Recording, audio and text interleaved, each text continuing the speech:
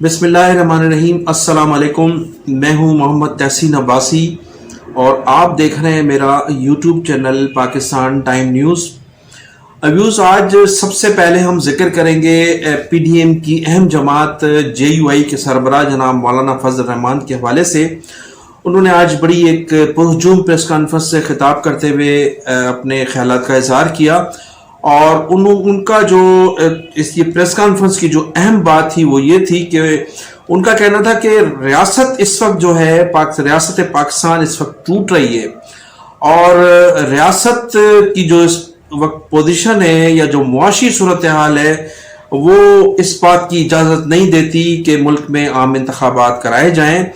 پہلے معیشت مستحکم ہو، اس کے بعد انتخابات ہونے چاہیے۔ انہوں نے آج ایک مرتبہ پھر چند روز قبل پہلے بھی ان کی اسی طرح کی ایک پریس کانفرنس تھی، آج بھی انہوں نے اپنے اسی مطالبے کو دہرایا ہے۔ انہوں نے کہا کہ انتخابات تو ہوتے رہیں گے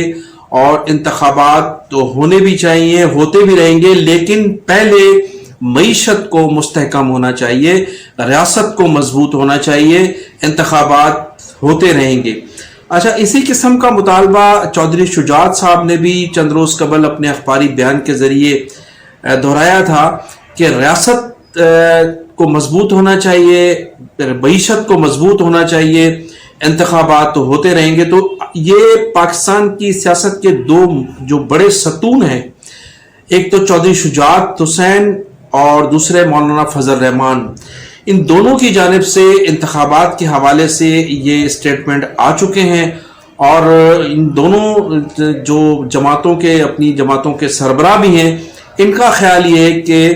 انتخابات سے قبل ریاست مضبوط ہونی چاہیے اور ریاست کی معیشت مضبوط ہونی چاہیے۔ تو اس کے رد عمل کے طور پر مولانا فضل الرحمان کی جو آج پریس کانفرنس تھی، اس پر بلاول بھٹو زرداری صاحب نے بڑی طنزیہ جو ہے وہ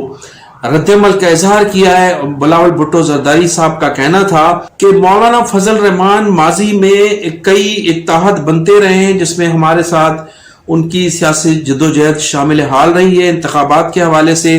اور ملک میں بحالی جمہوریت کے حوالے سے مولانا فضل الرحمان ایک طویل عرصہ تک پاکستان پیپلز پارٹی کے ساتھ حصہ بنے رہے ہیں۔ ان کی جدوجہد کو مائنس نہیں کیا جا سکتا، لیکن کون سی وجوہات ہیں کہ مولانا فضل الرحمان ان انتخابات کی مخالفت کر رہے ہیں جو جنوری میں ہونے جا رہے ہیں۔ ان کا کہنا تھا کہ انتخابات جو ہیں وہ ملک کی ضرورت ہے اور انتخابات ضرور ہونے چاہیے۔ پھر انہوں نے تنزیہ طور پر نواز شریف صاحب کی آمد کے متعلق بھی اپنے خیالات کا اظہار کیا۔ انہوں نے کہا کہ نواز شریف صاحب جو 21 اکتوبر کو پاکستان تشریف لا رہے ہیں، تو ان کی تیاریوں کے سلسلے میں انہوں نے کہا کہ ایسا کوئی گرم جوشی نظر نہیں آ رہی کہ ان کے جو ہے وہ 21 اکتوبر کو جو پاکستان آ رہے، تو وہ مناظر نظر نہیں آ رہے جو محترمہ بینظیر بھٹو کی آمد پر تھے، یا کوئی ریلیوں کا انعقاد ہونا چاہیے تھا، جلسوں کا انعقاد ہونا چاہیے تھا، وال چاکنگ بھی ہونی چاہیے تھی، بینرز بھی لگنے چاہیے تھے۔ ان کا کہنا تھا کہ پوری وفاقی کابینہ جو نواز شریف کے ساتھ ہمیشہ اقتدار میں شامل حال رہی ہے، وہ ان دنوں بالکل غائب ہے، وہ کہیں نظر نہیں آ رہے۔ نواز شریف کی تیاریاں کسی صورت ہمیں ہوتی نظر نہیں آ رہی، اور انہوں نے کہا کہ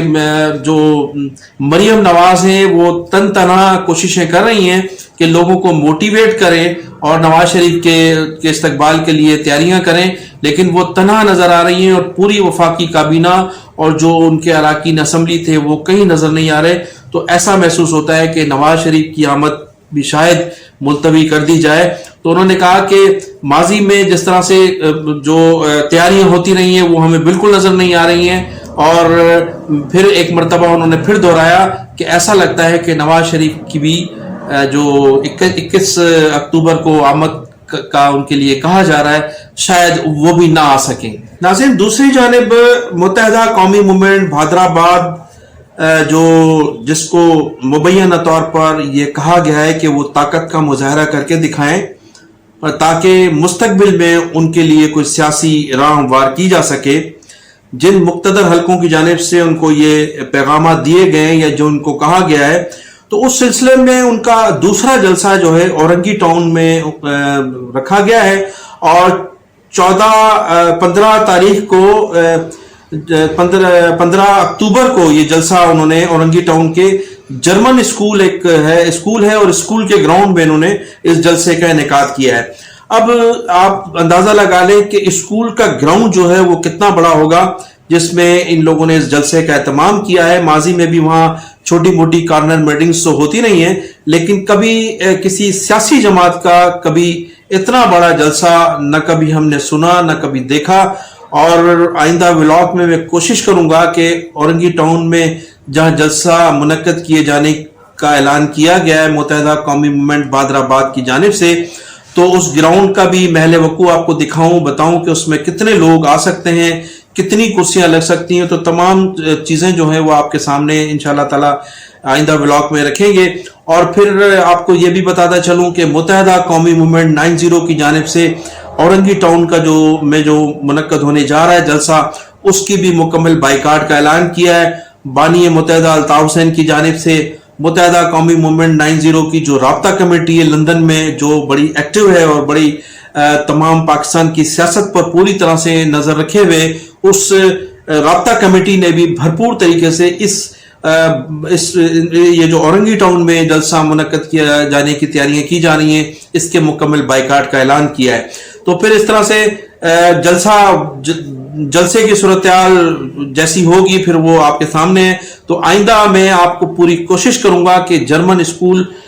کتنا بڑا اسکول ہے اور اس میں کتنے لوگ آ سکتے ہیں، کتنی کرسیاں لگائی جا سکتی ہیں۔ ماضی کے حوالے سے بھی آپ کو بتاؤں گا کہ کتنے یہاں جلسے ہو چکے ہیں، بلکہ کارنر میٹنگز کے حوالے سے آپ کو بتاؤں گا یہاں کتنی کارنر میٹنگز ماضی میں ہوتی رہی ہیں۔ اس لیے کہ جلسوں کے لیے تو بہت بڑے گراؤنڈز کی ضرورت ہوتی ہے۔ یہ ایک اسکول کا، جرمن اسکول کا ایک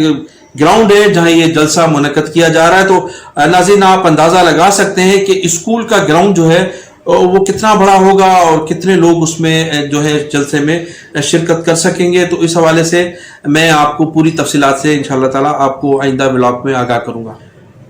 ناظرین، chief of the army staff general Syed Asim Munir Sahib کی جانب سے جو گزشتہ روز کراچی میں اپیکس کمیٹی میں اجلاس تھا، اس میں ان کی شرکت تھی، اور اس اجلاس میں بھی جو فیصلے کیے گئے وہ تمام اخبارات میں بھی آپ نے پڑھے بھی ہوں گے اور سوشل میڈیا پر اور الیکٹرانک میڈیا پر بھی آپ نے دیکھے ہوں گے۔ تو ان میں جو اہم فیصلے تھے وہ یہی تھے کہ ڈالر کی اسمگلنگ کو روکا جائے،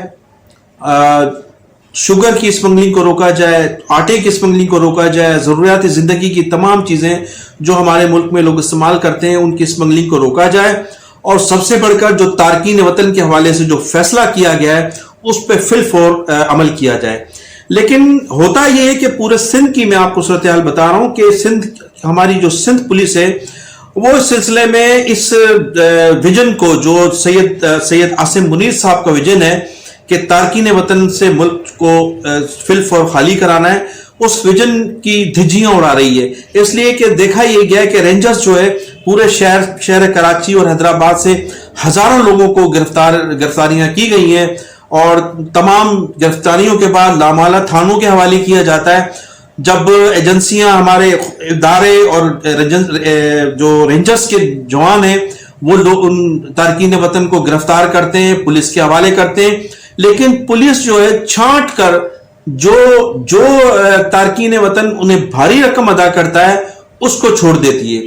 اگرچہ ایک مثال کے طور پر اگر 100 لوگ گرفتار کر کے دیے گئے تو جب رینجرز کے جوان یا جو دوسرے ادارے جب جاتے ہیں چیک کرنے کے لیے تو اس میں سے محض چند لوگ نظر آتے ہیں اور جو بھاری رقم ادا کرتے ہیں ان کو چھوڑ دیا جاتا ہے۔ اب ان کے پاس جو تارکین وطن ہیں جن لوگوں کو گرفتار کیا جاتا ہے لامالہ بہت زیادہ پیسا بھی ہے، اس لیے کہ کرمنل ایکٹیویٹیز میں مبینہ طور پر یہ بالکل شامل حال رہے ہیں، اور تمام جو جس کی وجہ سے ان کو نکالا جا رہا ہے، جس کی وجہ سے ان کو ان کے وطن بھیجنے کی کوشش کی جا رہی ہے، تمام پیسہ ان لوگوں کے پاس موجود ہے، پیسے کے زور پر پولیس کو پیسہ دیتے ہیں اور اپنی جان چھڑا لیتے ہیں۔ تو ہماری صوبائی حکومت کو اور خاص طور پر ہمارے خفیہ اداروں کو اس سلسلے میں پوری طرح سے خصوصی توجہ دینی ہے تاکہ جنرل سید عاصم منیر صاحب جو اس ملک کی بہتری کے لیے کوشاں ہیں اس میں جو ہے وہ بہتری آ سکے، اور یہ جو تارکین وطن ہیں جو 20 یا 30 لاکھ سے زیادہ ہمارے ملک میں موجود ہیں ان کو اپنے وطن واپس بھیجا جا سکے. تو اس سلسلے میں پولیس کو جو ہے ہمیں پولیس میں اصلاح کرنی ہوگی اور تمام ایسے ذمہ دار لوگوں کو ایس ایچ او لگانا ہوگا جو اپنی ذمہ داریاں پوری کر سکیں اور چیف آف دا آرمی صاحب جنرل سید عاصم منیر صاحب کے اس ویژن میں کو کامیابی کی طرف گامزن کر سکیں. تو میں انہی الفاظ کے ساتھ ناظرین آپ سے اجازت چاہوں گا. آپ اپنا بھرپور خیال رکھیے گا اور میرے چینل کو سبسکرائب ضرور کیجیے گا. پاکستان زندہ باد.